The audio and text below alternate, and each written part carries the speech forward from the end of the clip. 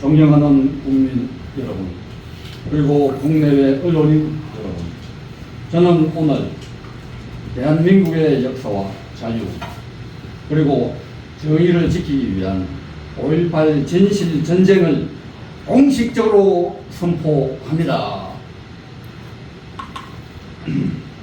이번 싸움은 단순한 법적 분쟁이 아닙니다.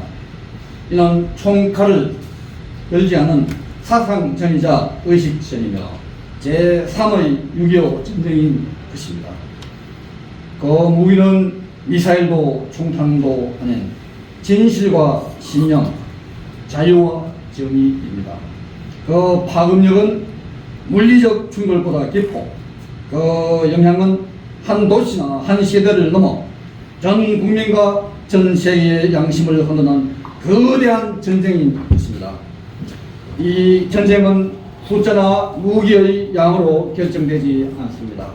오직 진실을 밝히고자 하는 열정, 자유민주주의를 수호하려는 열망, 그리고 하나님께서 부여하신 사명에 의해 결정될 것입니다.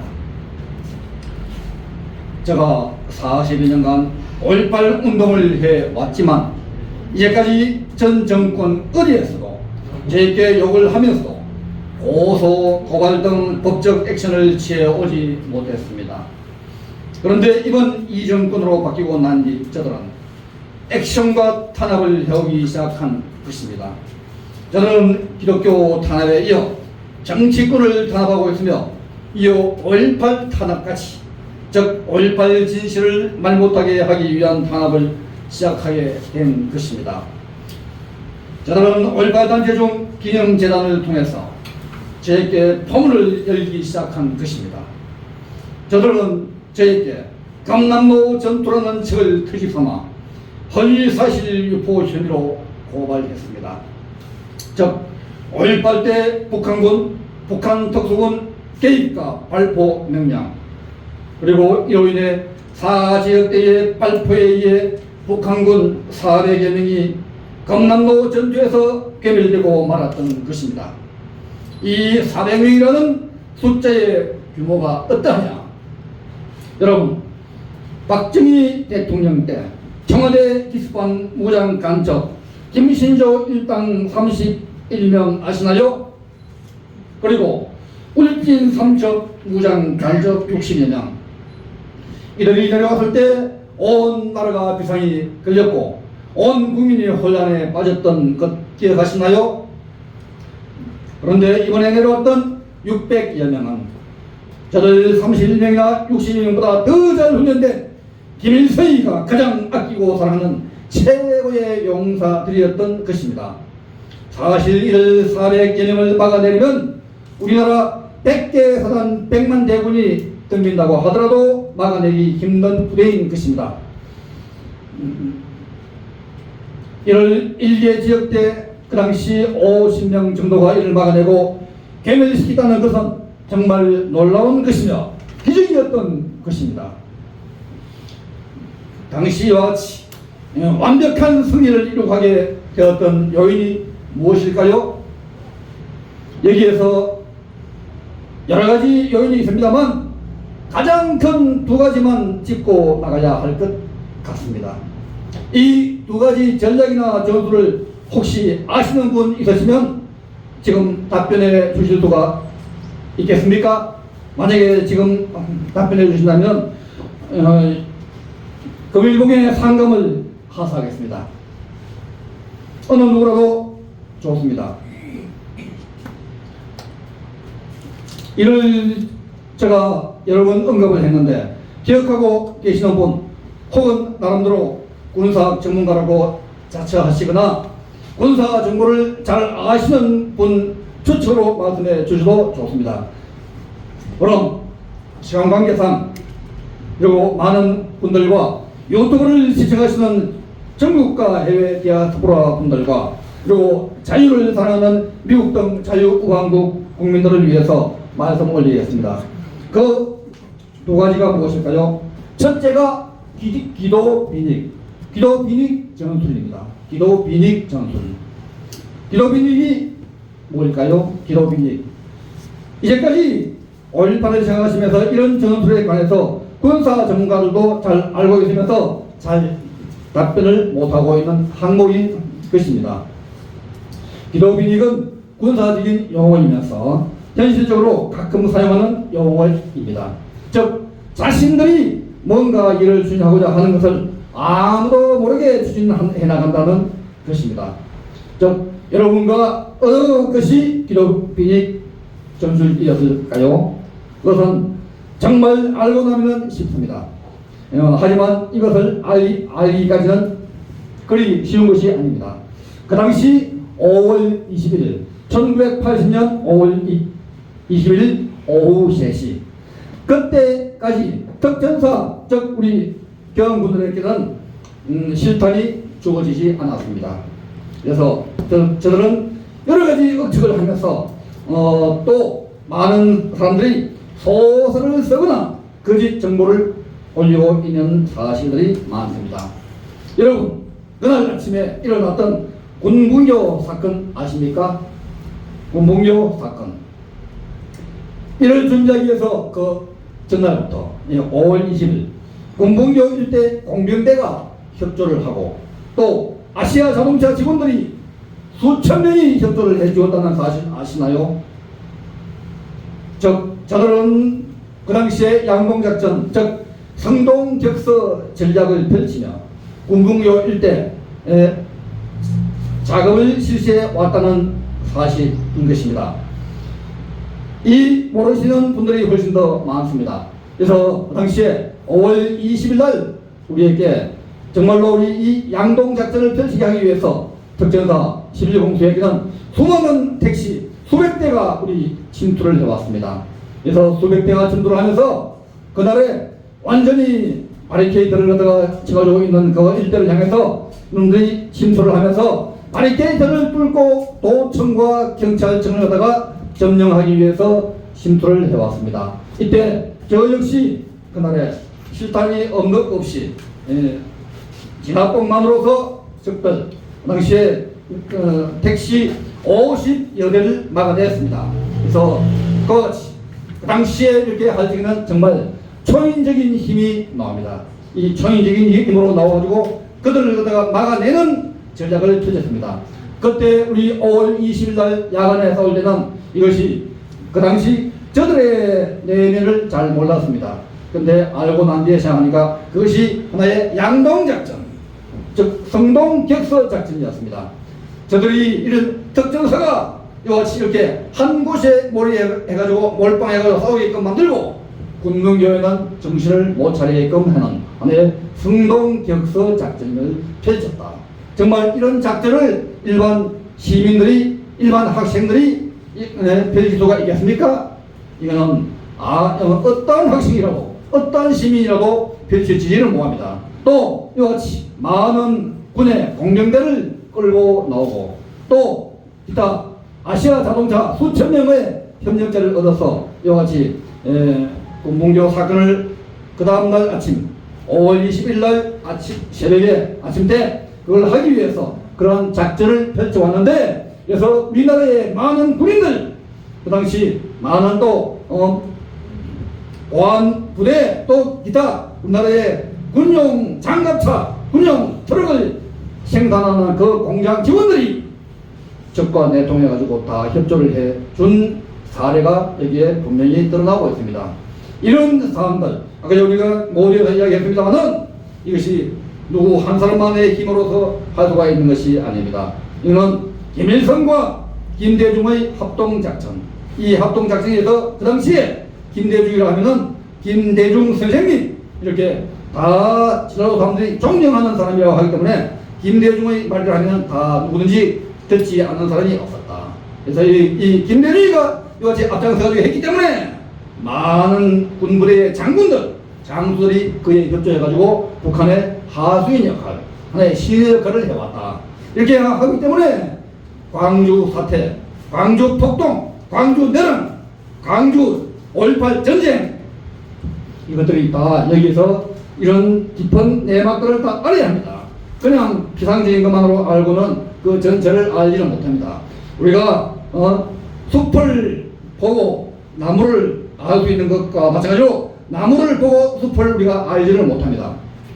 한쪽만 알고 장님이 코끼리를 만지는 것과 마찬가지로 한 분야만 알지 나머지를 다 알지를 못한다. 그래서 지금 이제 이 5.18을 이야기하는 사람들이 다 5.18의 한 장님이다. 다 한 분야만 알고 나머지를 알지 못하고 있다. 그래서 이와 같은 이런 사건, 이것이 이제 그 다음날 군분교 사건, 군분교 사건이 일어남으로 해가지고 저놈들이 군분교 그 사건으로 해가지고 14대의 집차 24단을 갖다가 완전히 개멸시켰습니다. 그 개멸시켜가지고 거기서 수십 대 50대 정도의 집차가 왔는데 그 중에서 14대만 탈취를 해가지고 그 14대가 컴백을 해가지고 아시아 자동차로 침투를 했는 이런 사건들입니다. 그래서 이 14대에서 거기서 탈취하는 거 무기며 또 기타 뭐 총탄이며 또 기타 모든 군복이며 다 했는데 가장 중요한 뭐가 있느냐? 음어가 있다. 음어가 다 탈취를 당했다. 그 음어가 탈취를 당하고 나면은 우리나라 정군의 음어를 변경을 해야 되는데 그렇게 할 수 있는 시간도 없고 그렇게 하지도 못했고 그걸 또 판단도 못했습니다. 그래서 적들은 이미 음어가 저 손에 다 왔기 때문에 우리 아군들, 그러니까 저놈들이 이야기하는 적들이 어떤 모든 이동사항을 손바닥에 손금 보듯이 정확하게 알고 있었다. 그래서 이놈들이 우리 특전사가 실탄이 5월 20일 날 3시까지 실탄 한 발도 없다는 사실을 알았습니다. 이 실탄이 없다. 이 특전사가 지금 현재 그 총 껍데기 총만 다 있지 몽댕이 하나 진압봉 하나만 있지 아무런 어떤 진압 복장도 없고 투구도 없고 아무것도 없습니다. 그래서 특전사는 그 당시에 진압을 하고 했지만도 날아오는 돌멩이에 맞아가지고 피투성이가 된 사람들이 굉장히 많았습니다. 오히려 전투 경찰 같으면은 진압을 할 수 있는 장비가 다 있고 하기 때문에 막아낼 수가 있지만도 특전사는 그런 장비가 없는 상황에서 막는다고 하지만도 하나도 막아내지는 못했습니다. 오히려 특전사가 터지는 상황이 왔다. 이런 상황에서 이 특전사 그 앞에 이런 이 사단을 갖다가 할 때 그때 제가 군분교 사건이 일어나고 난 뒤에 그때 이미 저희는 지금 광주 금남로에 5.18 기록관이라고 있는데 기록관 그 앞에 일대에 우리가 바리케이드를 쳐가지고 완전히 적들을 갖다가 막고 있을 때 그때 저는 61대 지대장으로서 타지역대 6지대장으로서 가장 선두의 왼쪽에 서서 적들을 갖다가 주시하면서 구호들을 지시를 하고 있던 상황이었습니다. 그때 저 탱크가 오고 수십 대의 트럭이 오고 그래가지고 이놈들이 공격을 해왔다. 그래가지고 공격을 해오고 할 적에 우리 이때 막아내고 하다가 그때 그 사이에 여러 가지 일들을 다 이야기하려면은 2시간, 3시간 하다가 해도 다 이야기하기 어려우니까 한 가지만 이야기하려면은 그때 여자 간첩 한 명이 와가지고 큰 소리로 외치는 모습이 아직도 귀에 쟁쟁합니다. 시장님이여 나오세요. 시장님이여 나오세요. 이 여린 여자가 이야기하는데 시장님 안 나오고 뭐 있습니까? 시장님이여 나오세요. 그렇게 수너 번 외치니까 시장이라고 하는 사람이 나왔습니다. 그때 시장이 나옴으로 해가지고 그때 광주시장이 나와가지고 우리는 특전사하고 그 시민들하고 그 사이에 그거다가 화합을 해가지고 뭔가 평화적으로 해결을 해줄 걸로 기대를 했는데 시장이 나오자마자 만세 삼창 광주 시민 만세 삼창을 하고 난 이후에 우리랑 힘을 합쳐가지고 공소부대를 물리칩시다 막아냅시다 선동하였습니다. 시장은 선동하였다. 당시에 간첩이었다. 시장도 간첩이었다. 이런 간첩이 나중에 끝나고 난 후에 민정당 국회의원도 하고 이런 또 역할을 갖다가 했는 정말로 이중 간첩, 삼중 간첩 역할을 갖다가 했는 자들이 5.18 때 너무나 많이 있다. 그래서 이것이 이렇게 나 오늘 그것도 얘기하지만도 그때 이놈들이 그 금남로 일대에 바리케이트를 다 뚫고 난 뒤에 공격을 하고 할 때 그때 저놈들이 우리의 장갑차 2대가 딱 중간에 서 있고 62대가 있고 61대가 있고 63대는 예비대로 편성을 하고 있었다. 지금 이런 것이 안 돼가지고 저는 지도만 있으면 전체를 갖다가 완전히 시나리오를 만들어낼 수가 있다. 재현을 할 수가 있다. 그래서 이런 걸 갖다가 알기를 희망하시는 분도 있고 하기 때문에 오늘 이걸 좀 더 내가 소상하게 이야기를 합니다. 그래서 이렇게 이놈들이 공격을 해 올 때 저놈들은 우리 장갑차를 향해서 화염병을 던졌습니다. 그 화염병을 갖다가 던져가지고 어디 맞았냐? 우리의 그 한 대 왼쪽 장갑차의 해지에 정통으로 넣었습니다. 30-40m, 40-50m 정도 던져서 완전히 화염병을 핵지에다가 넣을 정도 실력 보통 학생들, 보통 시민들, 시위자들 없습니다. 뭐합니다. 예비군들도 뭐합니다. 고도의 훈련받은 사람들만 그런 일을 할 수가 있다. 특전사나 또 특전 요원들 그런 사람들만 할 수가 있지 일반 사람들은 뭐합니다.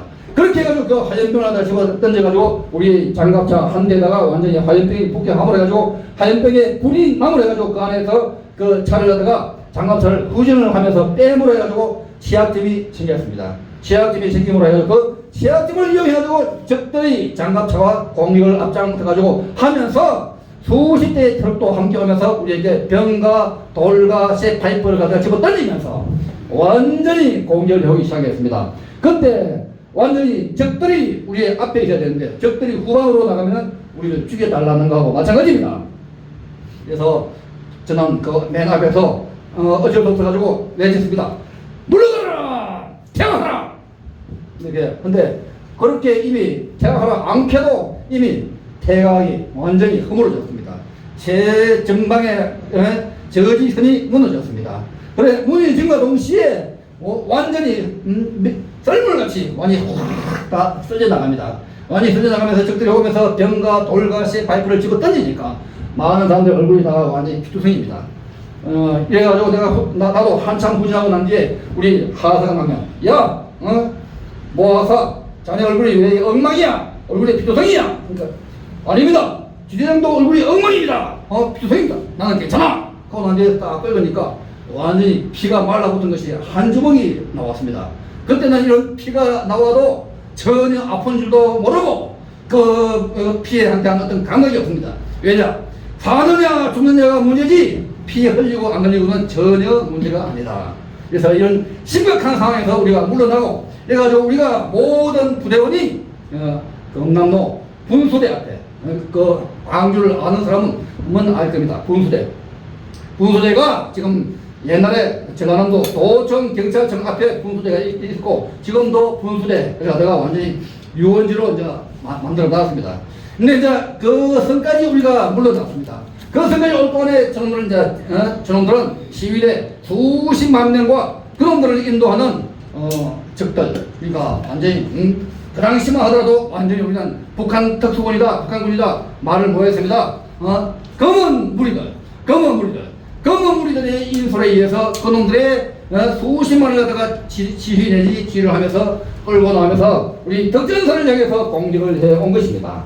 그 덕전사를 공격을 하면서 덕전사를 인해서 검은 무리들이 지도를 하면서 완전히 덕전사를 갖다가 완전히 다 전체를 정전시켜 버리겠다. 또 장갑차가 먼저 저놈들이 나가면서 금남로 일대 아스팔트로다가 완전히 LMOG로 총을 갖다가 쏩니다. 아스팔트가 완전히 구멍이 팍팍팍 패입니다.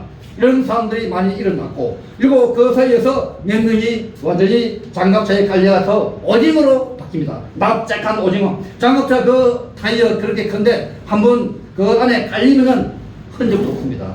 납작한 오징어만 남지 누가 누군지도 모릅니다. 나중에 지나고 난 뒤에 명찰 누구 1명이구나 누구 2명이구나 그의 시신구나 시신도 없습니다. 뼈도 없습니다. 아무도 없습니다. 그냥 피만 덩그러하고 있고 옷만 남아있을 뿐이지 시신이 누군지 아무도 얼굴 봐가지고는 전혀 모릅니다.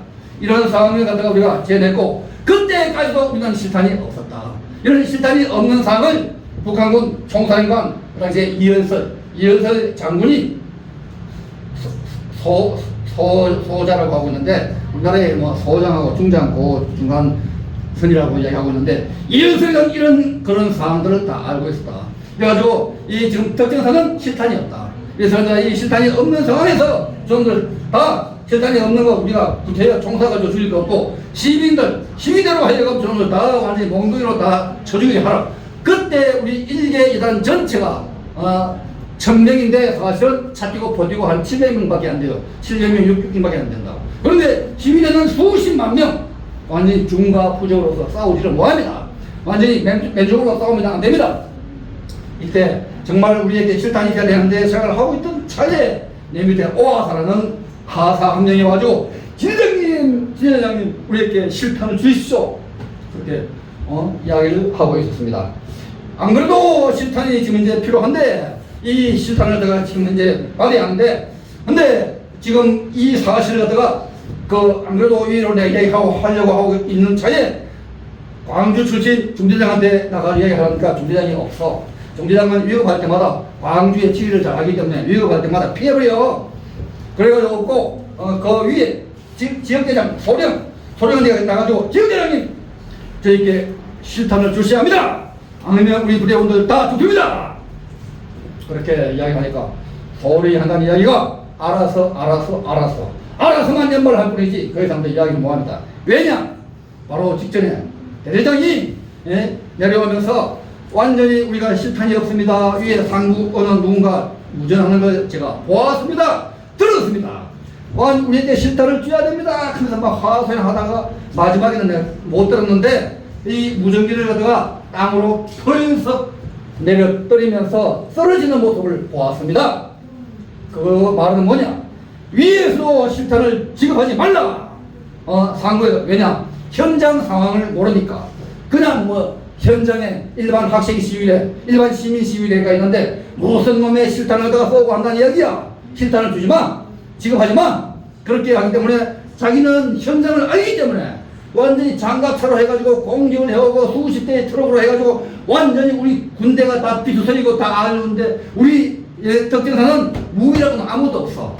총 껍데기 총 그거 하고 몽디 그거 하나 가지고 적들을 저 완전히 쇠파이프 완전히 돌멩이 또 기타 날리고 또 가끔 총을 쏘고 하는 걸 막아낼 수가 없는 거예요. 그런데 이런 현장 상황도 모르고 무조건 너 말이야 맹몸띠로 막아 이렇게 하고 있는데 나는 그때 지역대장한테 이야기하니까 알아서 말만 하고 아무런 액션도 안 취하길래 제가 바로 여단본부에 나가지고 여단본부에 실탄단장 하사관들하고 참모들 앞에 가가지고 이놈들 실탄을 지급하라. 지급하지 않는다면 우리 부대원들 다 죽는다. 막 이렇게 크게 쩌렁쩌렁하게 외치니까 그 밑에 하사관 최고가 한다는 이야기가 위에서 실탄 주지 말라고 해요. 위에서 실탄 주지 말라고 해요. 이래서 내가 위에서니 지금 현재 실탄을 분배하지 않으면 우리 부대가 죽는 건 물론이고 자네 너희들도 살아남지 못한다. 다 죽는다. 그런 외치나 모습을 대장이 육사 23기입니다. 이모 중령입니다. 그분이 보고는 아무도 명령하지 않는데 군에서 작전할 때 중령이고 대장은 야정군 사령관입니다. 야정군 사령관이고 하기 때문에 중령이 대장이 신동국 중위가 있는 사지역대만 실탄을 지급하라. 그렇게 이야기를 한 겁니다. 그래서 우리 4지역대만 실탄이 나왔습니다. 그래서 인정 5지역대, 6지역대 우리는 실탄 안 받았어. 우리는 실탄 몰라. 5지역대 너희는 실탄 안 줬으니까 모르지. 우리는 발표명령 몰라. 모르지. 5지역대, 6지역대 사람들 아니 우리는 발표명령 한 거 없는데 그렇게 하면 그걸 모르지. 그래서 지금 현재 이같이 이렇게 40년, 45년이 흘렀는데도 이같이 모르는 사람들이 많다. 이것이 지금 현재 탑 시크릿으로 나와 있는 이유를 갖다가 오늘 잠시 이야기를 할 겁니다. 이것이 이렇게 실탄이 우리가 이런 상황을 갖다가 분배를 하라. 4지역대만 실탄을 분배하라. 그래서 그때 한 사람당 15발 정도로 해가지고 일본은 또 실탄이 모자니까 6발, 7발 정도로 나오는 사람도 몇이 있고 그래서 이런 상황에서 우리가 실탄을 갖다가 분배를 하는 이런 상황을 갖다가 하고 난 후에 우리가 이런 실탄 분배를 하는 것 갖다가 이열설은 전혀 몰랐다. 알겠습니까? 그 당시에 순식간에 3시에는 한 발도 없다가 3시 5분 정도의 실탄이 우리 4지역대에 쫙 나왔습니다. 이같이 이렇게 4지역대 실탄이 나오고 난 이후에 그 다음에 우리가 이 4지역대 지역대장의 인솔하에 수협빌딩으로 올라갔다. 예, 수협빌딩에 올라가가지고 수협 빌딩에 우리가 발표를 하기 위해서 나가는데 우리가 사실은 이걸 갖다가 올라오고 난 뒤에 그때 많은 우리가 지휘관 내지 있어야 하는데 수협 빌딩에 우리가 나의 상사들 중대장과 지역대장은 다 피해버렸다. 도망쳤다. 그래가지고 저놈들이 도망치게 하기 때문에 피해버리고 하기 때문에 이렇게 이 5.18이 진실이 밝혀지지 않고 있는 요인 중에 가장 큰 이유입니다. 그래서 그때 이제 하늘의 역사, 카이로스 시간의 역사가 일어났습니다. 이 카이로스의 역사, 이 카이로스 시간에 단 1분 1초도 어긋나지 않게 발포 명령을 하달하게 한 것입니다. 그래서 오늘 승리 요인 두 가지를 크게 이야기한다면 기도 빈익을 우리가 유지를 했다. 카이로스 시간에 우리가 발포를 하게 했다. 이것이 우리가 이 5.18을 승리를 한 것이고, 근데 이놈들은 이것이 신동구야 하는 이것이 다 엉터리고 흡이다 하면서 5.18 기념재단에서 고발을 한 겁니다. 고발을 한 것입니다. 이제까지 전 정권에서 어느 누구도 고발을 한 것이 없는데 이재명 정권에서 와가지고 이 5.18 진실을 말하는 것을 막기 위해서 이같이 저를 고발하고, 그리고 지난주에 강서경찰서 수사과에서 출두 요청이 와가지고 출두 명령에 의해서 출두를 해가지고 진실을 밝히고 왔습니다. 그때 이 의견서 5.18 기념재단 고발 사건 관련 의견 제출을 했습니다. 여기에 많은 증거서를 넣어서 제출했습니다. 이어서 이걸 하기에 앞서서 뭘 먼저 했느냐, 우리가 지금 대검찰청에다가 우리가 먼저 5.18 기념재단이 했는 것에 관해서 형사 고소장을 먼저 제출을 했습니다. 그래가지고 우리가 선방 전투에서 선제 공격을 하지 못한다면 절대 이기지 못합니다. 그래서 이것이 선제공격을 했고, 또 이어서 이것이 하나의 이 5.18 기념재단은 하나의 모든 역사 왜곡의 하수이다, 하수인. 그리고 그 몸통이 누구냐? 몸통이 바로 5.18 진상규명조사위원회입니다. 이 몸통인 5.18 진상규명조사위원회하고 여기 지금 현재 두 개를 갖다가 선방 고소를 했다. 이렇게 해가지고 저놈들이 강서경찰서에서 저를 엮어 넣으려고 했는 이런 작전이 먼저 선방 고소를 당하고 나니까 어떻게 하지를 못하고 지금까지도 아직도 내가 건절을 하고 있는 것입니다.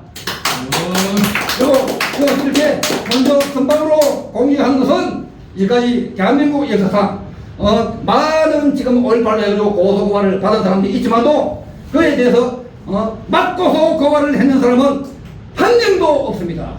제가 처음입니다.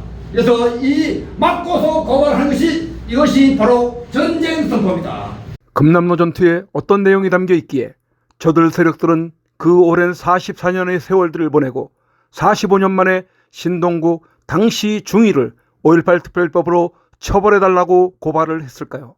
5.18의 아킬레스건이 담겨있는 금남로 전투를 꼭 보시고 5.18의 진실을 바로 아실 수 있기를 바랍니다. 45년 전 11공수 62대대 4지역대 중위로 참전한 신동국 중위의 부대원들 50여 명이 전남도청 맞은편 수협빌딩 옥상에서 저들 세력들과 교전을 벌여 시위대 선두에서 선동하던 저들 세력들을 사살하여 제2의 6.25를 면할 수 있었던 상황에 대해 신동국 중위 외 부대원들 그 어느 누구도 침묵하고 있는 1980년 5월 21일 수요일의 상황, 그것을 뒷받침해주고 있는 작게 8018이 출간되었습니다. 작게 8018에는 당시에 구체적인 엄청난 사실들을 밝히고 있습니다. 금남로 전투와 작게 8018 그리고 김대중이 임명한 청주회 국정원장들이 나라를 붉게 만든 것을 폭로한 김대중과 청주회 국정원장들의 대남 공작까지 여러분들이 꼭 보시기를 바랍니다. 작게 8018 꼭 보십시오. 이렇게 해서 대한민국이 5.18 때문에 아무리 대한민국이 잘해도 5.18을 기억나두면 대한민국은 5.18은 무슨 수를 해서라도 역사 다시 써야 돼. 주문은 먼저 농협 예금주 황진무 360-02-140392에 권당 2만원을 입금하신 후 핸드폰 010-2507-4861에 문자로 주문자 성함, 주소, 주문 수량, 연락처를 남겨주시면 입금과 주문 문자 확인 후 답변을 드린 후 발송을 해드리게 됩니다. 5.18 당시 현장 참전 군인이 적나라하게 쓴 금남로 전투와 하나의 숙청 후 육사의 붉은 사조직 정죽회 실세들이 장악하여 대한민국을 붉게 만들어 오늘에 이르게 한 것을 폭로한 정담의 두 번째 책, 이 세 가지 필독을 권합니다.